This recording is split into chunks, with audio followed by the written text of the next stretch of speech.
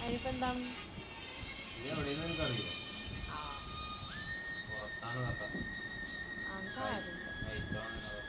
പൈസ സമ്പാദിക്കുക, ഭാര്യക്ക് വേണ്ടി സമ്പാദിക്കണോണ്ട് കുഴപ്പമൊന്നുമില്ല. കൊണ്ടോ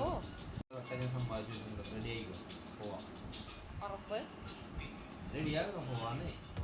അങ്ങനെ ലണ്ടനിലൊക്കെ പറഞ്ഞ് ഞങ്ങൾ നേരെ ആലുവ കണ്ട വെച്ച് വിട്ടത്.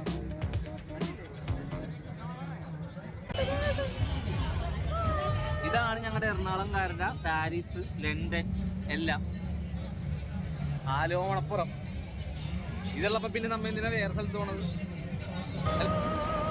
ഞങ്ങൾ റൈഡ്സിലൊക്കെ കയറി, പിന്നെ ഐസ്ക്രീമൊക്കെ കഴിച്ച്. അങ്ങനെ അന്നത്തെ ആ ഒരു രാത്രി നല്ല രസമായിരുന്നു, നല്ല വൈബായിരുന്നു.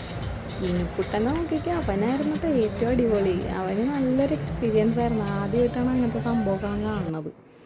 അപ്പോൾ അതുകൊണ്ട് തന്നെ അവൻ്റെ ആ ഒരു ഇത് വെച്ചിട്ട് അവനത് വേറൊരു ലോകത്തേക്ക് പോയ പോലെ ആയിരുന്നു ശരിക്കും പറഞ്ഞാൽ. അവൻ ഭയങ്കര ഹാപ്പിയായിരുന്നു. അത് കണ്ടപ്പോൾ ഞങ്ങൾക്കും ഭയങ്കര ഹാപ്പി ആയിട്ടാണ്.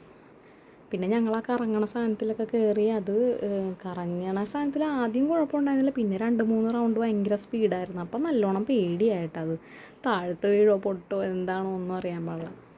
പിന്നെ 10 മണിയൊക്കെ ആയപ്പോഴത്തേക്കും ഞങ്ങൾ തിരിച്ചെത്തി. അപ്പോൾ ഇതായിരുന്നു ഞങ്ങളുടെ ആ ഒരു നൈറ്റ് ഔട്ടിങ് ഇതായിരുന്നു. അപ്പോൾ ഇനിയും നമുക്ക് വേറൊരു വീഡിയോയും വന്നുണ്ട്.